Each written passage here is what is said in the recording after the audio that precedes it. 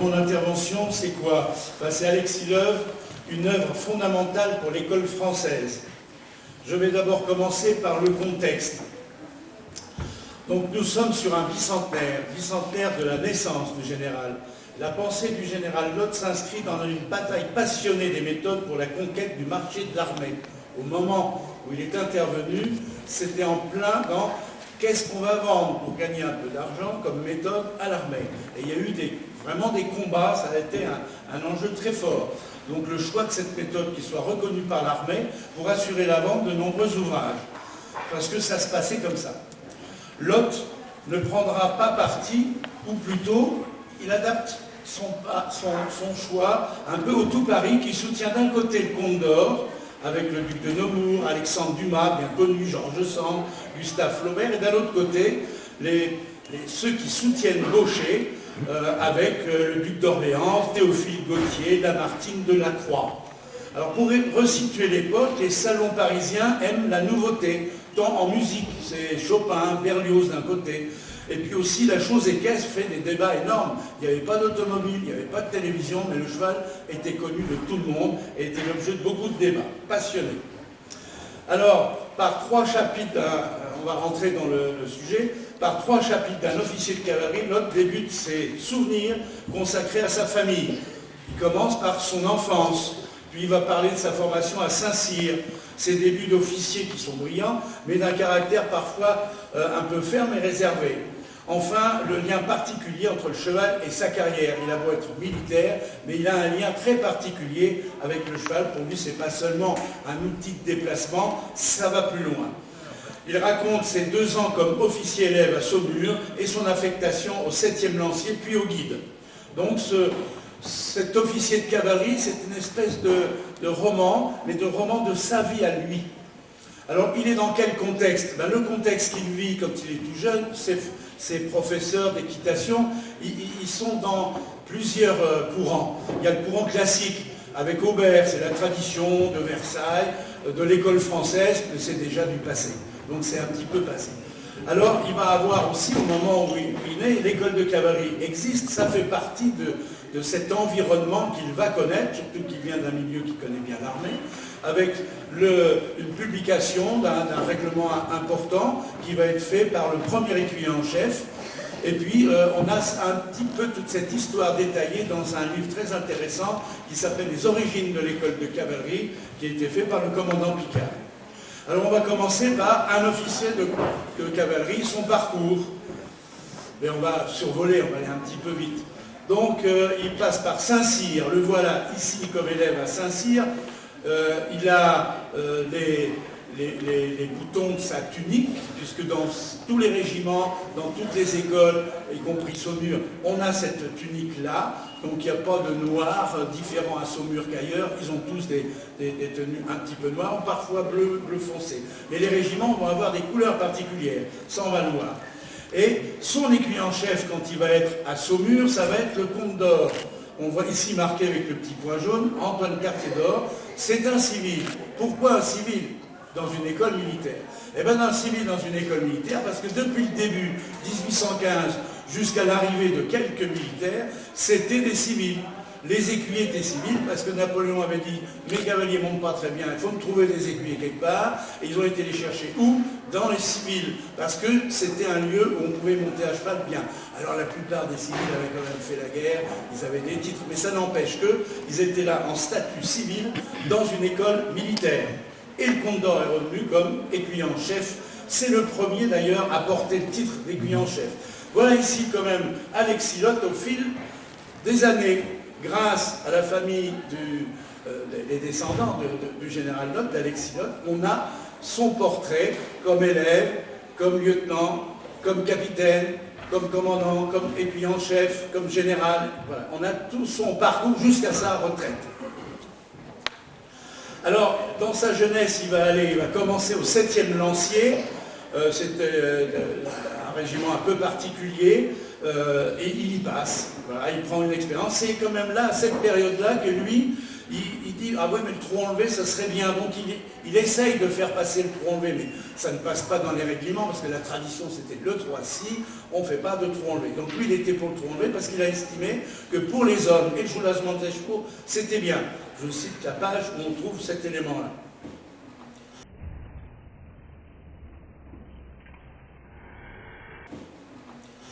Alors, l'école de cavalerie, c'est quoi? C'est un contexte un peu particulier, parce que c'est une naissance en deux étapes. Il y a eu une première étape qui était le fruit un peu de la réflexion de Napoléon Bonaparte, qui voulait un peu une école d'instruction des troupes à cheval. Il avait essayé à droite, il avait essayé à gauche, Saint-Germain en particulier. Ça n'avait pas trop marché. Il saute, parce que la politique...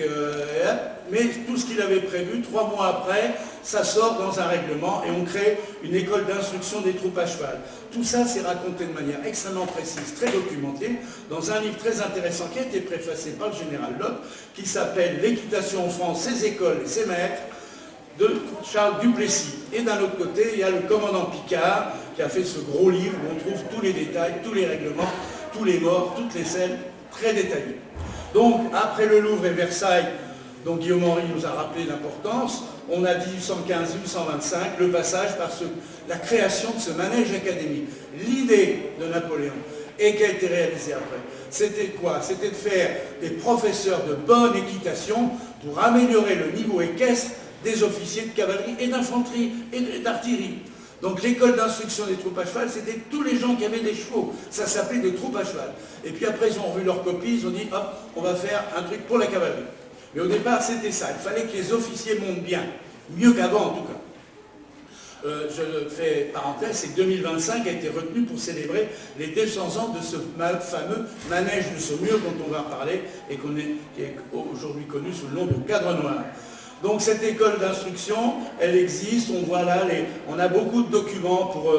et vous avez en haut à droite, Monsieur Cordier, qui a été le premier écuyer commandant du manège.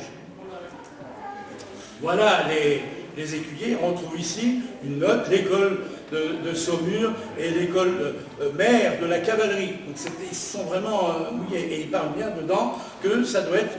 il y a aussi une académie d'équitation, c'était vraiment l'idée, il faut qu'ils montent bien.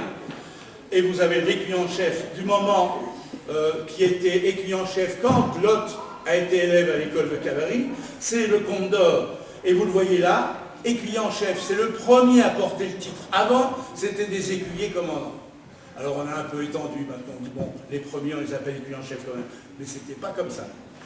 Alors, les institutions militaires sont l'école des Pages, l'école militaire de Paris, Saint-Cyr, l'école de Saumur, et voilà la proclamation du premier carrousel, parce que l'école de Saumur, finalement, elle instruit bien ces gens, et ils font un carrousel, 1828. Et là, la duchesse de Berry va venir. Et voilà la petite proclamation qui est faite par le maire de Saumur. On a ici l'emplacement où travaillaient les élèves. Donc il y avait le long du manège des écuyers un certain nombre de jeux d'exercices. Bon, on va passer. L'appellation d'écuyer en chef, on voit bien ici dans le premier bouquin qu'avait écrit Cordier en 1824, juste avant l'ouverture de l'école de cavalerie, eh bien, il est marqué écuyer commandant et il n'est pas marqué écuyer en chef. Et pourtant, Lott va parler de l'écuyer en chef au titre et qualification. Qu'est-ce qu'il dit? C'est une simplification que la qualification d'écuyer en chef est indiquée sur les plaques. Mais les documents et les états des écoles de cavalerie sont très clairs sur cet emploi du mot. Le livre du commandant Picard, publié en 89, donc après, est à l'origine d'une confusion et a étendu l'appellation écuyer en chef, ça faisait quand même mieux qu'écuyer commandant. Donc voilà les plaques. On retrouve ici le colonel Lott, écuyer en chef à Saumur, de 1864 à 1870. Et on voit ici, il y a un très bel ouvrage qui a été fait, où on retrouve toutes les activités de l'école, qui est magnifique, c'est un ouvrage grand comme ça, très haut et à l'italienne, très large, où on retrouve des planches magnifiques en couleur, et surtout très intéressantes pour les détails. Alors l'uniforme du manège, à l'époque, c'est une redingote. Il est noir ou sombre, on ne sait jamais trop, parce que à l'époque, les intendants achetaient ce qu'ils pouvaient, mais c'était quand même plutôt sombre. En gros, ils étaient un peu tous pareils, et on voit en gros à quoi ça ressemblait. Alors, le contexte, devenu icône du manège académique de Saumur, donc c'est le futur Cadre Noir, Lott était alors le contemporain d'écuyers issus de doctrines opposées. D'une part, les héritiers du courant classique, Aubert, Cordier, Pellier, et d'autre part, ceux attirés par l'équitation d'extérieur, avec l'anglomanie. C'est le courant, c'est le moment où on fait le selle anglaise, chasse à courre, etc. C'est la nouveauté, c'était le Comte d'Or. Et en parallèle, les nouvelles méthodes de François Baucher, Rabe, Phillis, qui eux se montraient au cirque. Et alors voilà l'école de cavalerie, les généraux qui ont commandé pendant l'Hôte. Quand il a été élève, général Budan-Drusset. Quand il est écuyer en chef, c'est le général Crespin. Quand il commande, après il va revenir pour commander l'école, un peu plus tard, 1875 à 1880, on nous en a parlé tout à l'heure. Et ça redonne un petit peu l'idée de la place de l'Hôte, de l'ancienne école, de la nouvelle école, et de le moment où il est passé dans l'école de cavalerie. Alors l'Hôte s'adaptera toujours aux évolutions politiques majeures. Ça, il a été quand même assez bien. À un moment, à la fin, il a eu un problème avec une visite, pas normale, mais bon, il a quand même été assez... Il s'est adapté au changement, l'Empire, la République, tout ça, il s'est un petit peu adapté. Donc Second Empire, puis Troisième République. Époque aussi de la révolution industrielle qui se concrétisera en France par les expositions universelles de Paris, 1855, 67, 78, 1900, et puis des changements culturels majeurs, comme la Renaissance en 1893 par Coubertin des Jeux Olympiques. Alors, il va être dans cette école de cavalerie. Et comme général commandant l'école, il fait quelque chose d'un petit peu nouveau.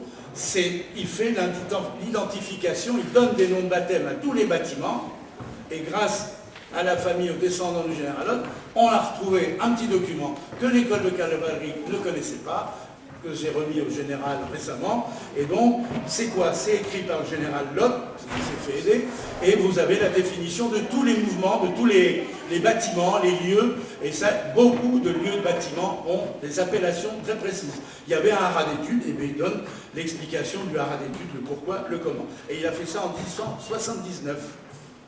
Dedans, on parle de Marceau, Austerlitz, Assal, Bugeaud, Sénarmont, Gouvion, Saint-Cyr, Montbrun. Tout ça sont des salles où on a des amphis que l'on connaît quand on est officier de cavalerie.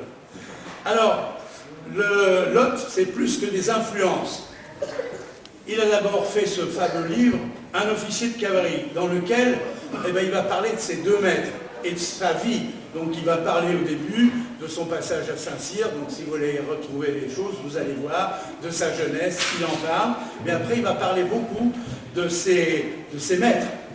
Et donc en ce qui concerne Baucher, il utilise 3 chapitres entiers, donc ça fait quand même beaucoup de pages, où il va présenter ses principes de son maître, décomposer la force et le mouvement, puis les modifications qu'il a apportées dans sa méthode. Et tout ça, il analyse ce qu'il a vécu, lui, avec son maître. Et c'est intéressant parce que c'est une espèce de reportage sur la vie de Baucher et son évolution technique. Alors il rappelle le but de Baucher, c'est la possession complète des forces du cheval. C'était un peu la différence avec l'ancienne école. Et donc il va rappeler aussi le portrait du cheval, on disait bauchérisé, c'est-à-dire le cheval qui était issu de ce travail très particulier d'une méthode bauchériste. Après, Lhote, il va intervenir bien sûr pour cette définition de la légèreté dont on a rappelé tout à l'heure son importance, et il dit que la véritable légèreté consiste pour le cavalier à avoir le cheval léger aux jambes autant qu'à la main. Souvent on pense que légèreté c'est que le bout de devant. Non, Lhote a dit attention, c'est léger à la main et à la jambe. Et Lhote, il décrit aussi, comme le ferait un juge de dressage d'aujourd'hui, ces chevaux dressés par Roger, comme ici au Piaffé, il prend cet air exécuté avec une rare perfection, réunissait des difficultés avec cadence, élévation, comme au Piaffé. On retrouve ça dans les règlements de l'FEI. À l'époque, il n'avait absolument pas idée qu'on fasse des règlements, et même l'idée d'avoir des compétitions et de se comparer n'existait pas. On se montrait au cirque, on était applaudi, il n'y avait pas de juge. Baucher se montrait au cirque, effectivement on le voit là, avec son décor habituel de présentation au cirque. L'autre grand maître dont il va parler beaucoup dans son ouvrage, dans l'officier de cavalerie, c'est son autre maître, c'est Antoine Cartier d'Or. Alors il a un rôle particulier, le comte d'Or, parce qu'en fait, quand il est arrivé à l'école de cavalerie, les stages ne faisaient pas 1 an, ça faisait à peu près 2 ans, donc il a suivi son stage de formation, et à la fin, il était quand même très brillant et très bon, mais ils étaient 2 pour être major. Il fallait trouver le meilleur. Et alors il a été soutenu par qui? Eh bien, par le comte d'Or, qui était l'écuyer en chef. L'écuyer en chef s'est battu auprès du général commandant l'école en disant si, il faut absolument que ce soit Lotte qui soit major de promotion. Et il a été. Alors, dans 5 chapitres, donc un petit peu plus que d'Or, que Baucher, mais on va voir après que c'est complété par un autre plus tard, il y a 5 chapitres, 100 pages, il parle du comte d'Or. Donc il avait à l'époque des coudées assez franches parce qu'il était très installé dans la société, il avait un grand nom, c'était quelqu'un qui était issu du milieu de la cour, il était donc politiquement soutenu, et en fait, lui, il voulait sortir du méthodisme de Versailles, il trouvait que c'était has-been, donc il a fait en sorte d'aller sur quelque chose de nouveau. Alors Baucher, lui, avec une méthode totalement différente, mais lui, il voulait quand même rénover, réformer l'enseignement ancien. Donc soumis à un homme portant pas l'épaulette, lui il était civil. Hein. Alors c'était pas évident. Donc les officiers stagiaires étaient prêts à se carrer. Heureusement, ça s'est plutôt bien passé. Il a su faire preuve d'une certaine souplesse pour durer. Et il est arrivé finalement à faire passer son message. Ses buts peuvent se résumer ainsi. Rendre le cheval franc devant lui, notion d'impulsion. Le mettre d'aplomb, c'est au sens qu'il a une certaine rectitude, régulariser ses allures et les développer. Toujours ce sens nécessaire à l'armée d'un cheval qui va en avant et qui reste quand même calme. Ça nous parle aujourd'hui. Donc le soumettre pour tourner facilement et pouvoir régler l'emploi de ses forces.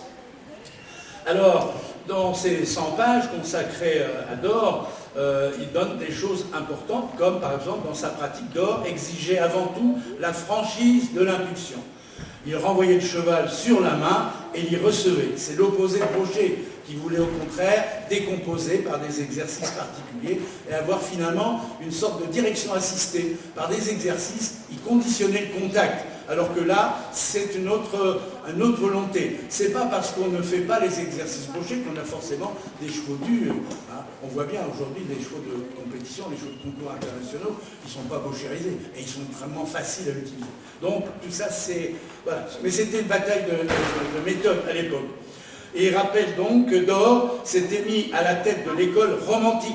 En fait, c'était les nouveaux, les modernes. Ils voulaient jeter un peu les histoires de Versailles, d'Aubert, etc., les anciens, pour faire quelque chose de nouveau. Et l'évolution que portait d'Or était un grand changement par rapport à l'enseignement des Dabzac, qui eux étaient la pure tradition orale de Versailles.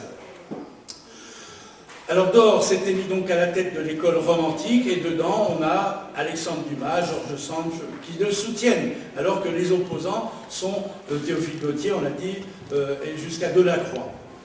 Alors à propos de l'écuyer en chef, l'écuyer en chef doit de sa personne aborder les difficultés rentrant dans les allures artificielles. Ça c'est ce qu'il dit. Il dit qu'il doit pouvoir faire ça pour avoir le plus d'autorité. Parce que s'il ne le fait pas, les gens vont se dire bon, il n'est pas très capable, notre écuyer en chef. Donc il fallait absolument qu'il brille. Mais en même temps, l'équitation d'école à Saumur doit s'envisager uniquement dans l'emploi du cheval de guerre, ce qui a été rappelé tout à l'heure. C'est-à-dire qu'on est une école pas pour faire du cirque, on n'est pas une école pour faire du cinéma, de l'équitation de haut niveau. On peut le faire, mais on ne l'enseigne pas. Et nos cavaliers doivent tenir à cheval, pas avoir peur et foncer tout droit en groupe face à l'ennemi. C'était ça la différence, c'était son rôle. Il était payé pour ça et pas pour faire des choses un peu plus artistiques. C'est une révolution, une véritable révolution que le célèbre écuyer d'Or apportait dans les vieilles traditions de ce manège de Saumur. Avant, c'était un peu ancien système. Alors, retour sur Baucher, puisqu'après avoir fait ses longues pages sur le comte d'Or, il explique un peu l'histoire, le comment, le pourquoi. Il revient sur Baucher, chapitre 16, et puis après fait une comparaison entre d'Or et Baucher. À propos de la légèreté, Locke précise que la véritable légèreté consiste pour le cavalier à avoir le cheval léger aux jambes autant qu'à la main. Les tenants de la légèreté, ils ont un peu tendance à oublier léger aux jambes. Hein, c'est un peu la main, il se concentre peut-être trop là-dessus. Lui, non. Il décrit aussi, comme le ferait un juge de dressage, les chevaux dressés par Baucher, comme cet air exécuté avec une rare perfection réunie des qualités de cadence, d'élévation, etc. On l'a dit. Alors, comparaison. Si on a le système qu'a senti, qu'a vécu le général Lotte, il avait d'un côté en haut à gauche, Aubert, c'est la tradition de Versailles, très classique. En haut à droite, c'est le comte d'Or, quand il était écuyer à Versailles, très classique. Là-dessus, c'est l'ancienne école. Et puis en bas à gauche, vous avez Baucher, équitation nouvelle, des principes nouveaux. Et en bas à droite, l'équitation d'extérieur avec le Condor. Donc on voit que le Condor, il faisait un peu du en même temps. En même temps l'équitation de cours et en même temps l'équitation d'extérieur. Alors, on a un détail assez développé sur les deux équitations qui se complètent finalement, parce qu'il ne va pas pouvoir les associer, mais il trouve qu'elles vont se compléter, on va voir comment. Alors l'autre précise les trois niveaux où se situe l'opposition. L'opposition entre Dore, le dorisme, et Baucher, le bauchérisme, c'est dans les principes, dans les procédés et dans les effets attendus. Trois éléments. Lott a su prendre chez ses deux maîtres les éléments majeurs de l'équitation moderne et les rendre compatibles sans les trahir. Je dis bien compatibles sans les trahir. Toutefois, cette opposition a ouvert une piste qu'imagine le commandant du Tilt, qui était écuyer en chef, et il voulait faire une espèce de fusion. Mais on ne peut pas faire une fusion entre des approches aussi différentes. C'était des conceptions différentes. Donc la fusion n'est pas possible. C'est impossible. Par l'organisation même des assouplissements, d'un côté on commence à pied, on fait des flexions, de l'autre côté on est pardon, naturel et en avant, on va dans la nature. Et en raison de la finalité des méthodes, les finalités ne sont pas les mêmes. D'un côté on veut un cheval facile, partout obéissant, et d'un autre côté on veut un cheval léger. Alors il obéit quand même, il est facile quand même, mais avec des critères différents. Donc il n'y a pas fusion, mais une complémentarité qui est possible. Alors, le contexte historique, on revoit un petit peu. 1825, création de l'école de cavalerie. Et puis c'est la naissance, nous sommes au bicentenaire. Les petits points rouges, c'est le moment où, les petits points bleus, pardon, c'est le moment où passe Lott à Saumur, à l'école de cavalerie. Donc il y vient comme lieutenant, il viendra après comme capitaine, et il viendra après comme écuyer en chef, où il va commander l'école. Regardons un petit peu l'environnement. L'environnement, les gens connus à son époque. Lott, c'est 1825-1904. Si on regarde, il y a Baucher, il y a Delacroix, il y a Georges Sand, Virdy, et puis il y a l'application avant de Napoléon, on a Waterloo qui était juste avant, après on a le Condor, on a Charles X, Napoléon III. Donc voilà l'environnement de tout ce qu'il a vécu. Il ne faut pas se dire, ah ben il était tout seul dans son truc avec son casque. Non, il était dans un environnement assez complexe. Et si on regarde les auteurs, la date et les livres de son époque, en France on a avant lui Aubert, mais en Allemagne on avait Hühnersdorf, après on a eu Seeger, en France on a eu Lott, suivi de Philly, suivi de Caprilli, et puis en Allemagne il y avait Steinbrecht et Plinster. Voilà les choses qui vivaient à peu près en parallèle, soit en complémentarité, soit en opposition. Et puis après, on a eu des gens qui ont essayé d'aller un peu plus loin avec De Carpentry et Vattel, et en Autriche avec Podarski. Alors le manège de Versailles, parce qu'il en parle dans son officier de cavalerie, il y a une partie très importante sur le manège de Versailles que je vous invite à lire. Et il parle normalement du manège de Versailles et puis du manège de Saumur. Le manège de Saumur, c'est l'appellation, avant que ce soit, et c'est récent, appelé Cadre Noir. Et puis il y aura des gens connus comme Rousselet, donc il fait un développement assez important sur cet écuyer. Donc les derniers chapitres ne consacrent pas moins de 100 pages sur le manège de Versailles, appelé à tort école, c'est l'école des pages, mais c'est le manège de Versailles. Ça veut dire à Louis XIV qu'il allait à l'école, il leur a dit attendez les gars, je ferme, on fait autre chose. Non, il allait, c'était la grande écurie pour le roi. Il y avait une école des pages pour les futures personnes qui allaient avoir des responsabilités. Et puis l'autre, c'est Saumur, donc ce sont les deux institutions de référence. Lott évoque ensuite les écuyers qu'il a estimés marquants, Rousselet, Laguérinière, Nestier, Montfaucon-de-Robe, Bohan, Chauvane.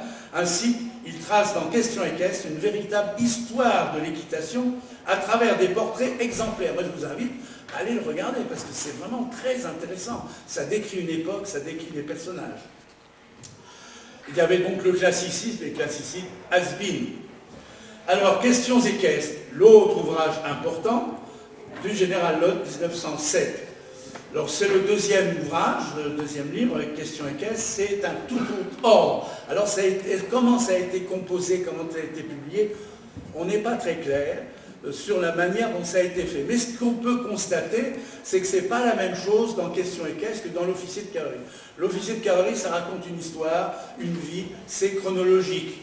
avec des personnages importants et la manière dont ils vivaient. Et puis d'un autre côté, c'est plutôt des questions un peu théoriques qui proposent donc sur la doctrine, les principes et des procédés à travers l'équitation. C'est plus analytique, c'est plus une réflexion. L'analyse qu'il fait des questions fondamentales met en avant des points de convergence, des complémentarités entre les différentes approches des chefs d'école. Et c'est en ça qu'il s'est allé au-dessus et au-delà des chefs d'école de l'époque. Donc, questions équestres. Eh bien, Lott, il n'a pas opposé les équitations si différentes de Aubert, d'Or, Baucher. Il les fait se côtoyer et s'approprie des idées, des objectifs, comme le permettra plus tard d'ailleurs le règlement de la FEI, le règlement de la Fédération internationale. Il a pris un peu chez les Français au départ, puis un peu chez les Allemands, un peu chez les Anglais. Et puis voilà, et tout ça, ça fait quelque chose d'un peu nouveau.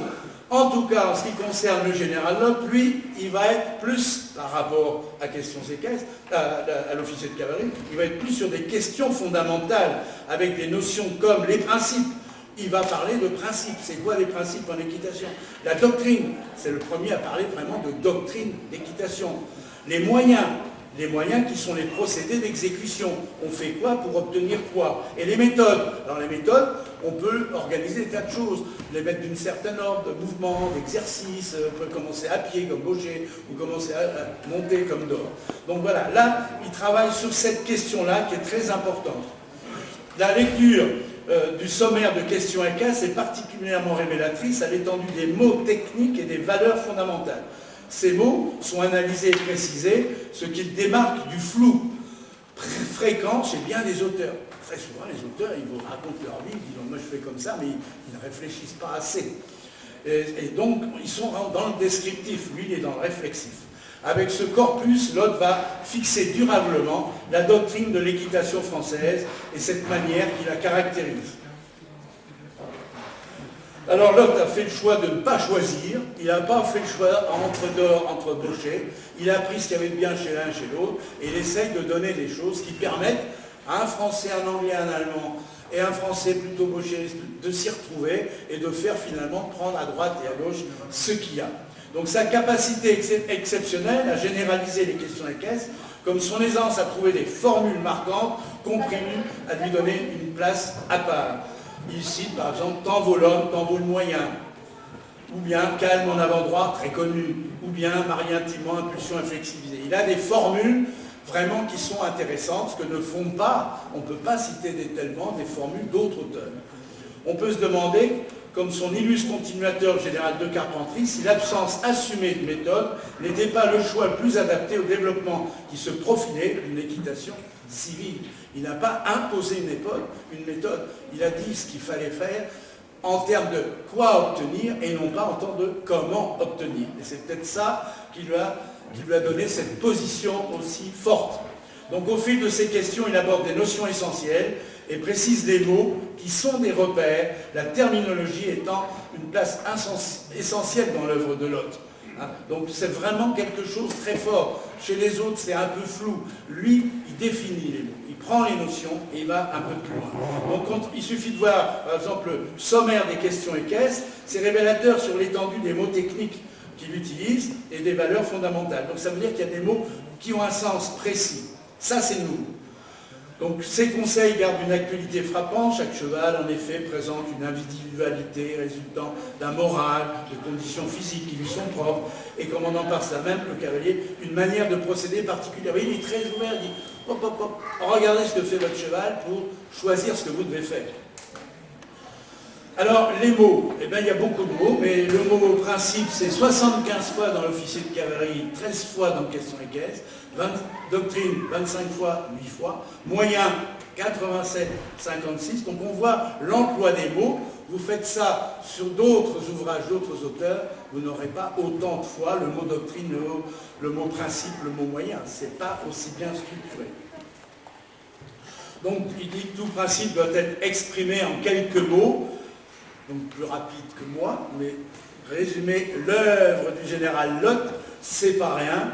Donc pour bien monter le cheval, il faut le connaître, et ça c'est très important, et se fixer un but, qu'est-ce qu'on veut obtenir avec le cheval. Pas avoir une méthode, et on met le cheval dans l'axe de la méthode, c'est se dire qu'est-ce que je dois faire pour améliorer mon cheval, et je vais trouver les exercices qui vont bien. Donc le point important, et c'est un mot très important, c'est le mot légèreté, on vous l'a dit précédemment. Voilà, c'est un des mots qui fâche en raison de sa polysémie. Deux conceptions des assouplissements sont radicalement opposées. Soit ils sont d'ensemble, les assouplissements d'ensemble, type la guérinière, l'ancienne école, c'est toujours d'ensemble. Soit localisés, c'était la nouveauté de Baucher. Locke met en avant la recherche de la légèreté, mot qui apparaît 38 fois dans les questions équestres. C'est-à-dire c'est pas secondaire, c'est vraiment important. Et il analyse les témoignages de la légèreté, et il met, en raison du mode de rapport existant entre le cavalier et son cheval, toute résistance du bout de devant est aussitôt perçue. On sent bien dans la main que ça résiste ou pas. Le cavalier, en l'avertissant, que cette résistance se manifeste. Mais il n'a pas toujours dans son assiette le sentiment nécessaire pour se rendre compte de la même évidence que les résistances émanent des hanches. C'est-à-dire qu'en gros, on est un peu des hypersensibles de la main et puis des mous des fesses. En gros, c'est un peu ça. Donc on ne ressent pas assez dans son corps, dans son dos, alors que la main en est là pour dire... Et du coup, on a un peu tendance à dire il résiste et hop, on va aller chercher des exercices, des morts, des trucs pour améliorer le contact. Donc c'est un peu une voix fausse ce qu'il avait. Et il a dit comme conseil, ne pas trop vous concentrer ses efforts sur la mâchoire et l'encolure, qu'il interroge aussi les hanches. Alors, pour conclure, il conseille quoi? Il dit réfléchissez. Avec question équestre, Locke nous fait comprendre que l'essentiel ne réside pas dans les procédés, mais bien dans des fondamentaux, préférant les principes qui fondent la pratique et aident le cavalier à réfléchir sur ses choix techniques et les effets attendus sur le cheval. Locke propose en fait une philosophie, et c'est en ça qu'il a passé les siècles de l'équitation pour aborder les notions essentielles de l'équitation, laissant le libre choix des différents chemins. Faites comme vous l'entendez, mais moi, je trouve que le cheval qui va bien a telle qualité. La clarté de la langue sert une pensée qui se veut générale et en phase avec la réalité du comportement, la diversité des approches, basée sur le ressenti et surtout sur la définition précise des mots.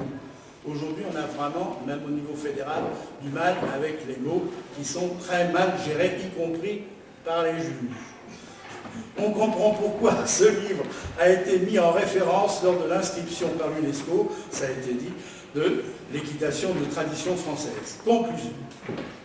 Alors la question majeure que nous aide à comprendre Locke à travers ses souvenirs d'une part, est celle de la pluralité des approches qui apparaissent si différentes entre le Comte d'Or et François Baucher. L'esprit d'analyse de Locke sur ces questions équestres a permis de faire coexister des démarches visant à développer les qualités du cheval par des voies différentes. L'une classique issue de l'ancienne école, y compris d'Or, et l'autre bauchériste basée sur de nouveaux principes. Ces deux ouvrages, ces deux livres, sont un apport majeur à la pensée équestre. Pas seulement parce qu'il décrit ce qui se fait dans le premier, mais parce qu'il réfléchit à la manière dont ça se passe. Et c'est en ça qu'il a apporté quelque chose. Mais là, il a agi, je dirais, en général, d'un niveau supérieur. Locke n'y vise pas la haute école, mais l'utilise pour préciser les principes, les moyens dans la pratique de toute équitation. C'est-à-dire que si on a une bonne équitation, on doit pouvoir même faire de la haute école. Mais on doit pouvoir aussi faire de la bonne équitation en se promenant dans les bois de manière beaucoup plus simple. Donc, Locke, qui a pris chez ses deux maîtres, conseille tout simplement, réfléchissez.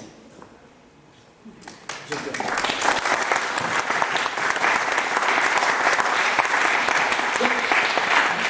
Vos questions.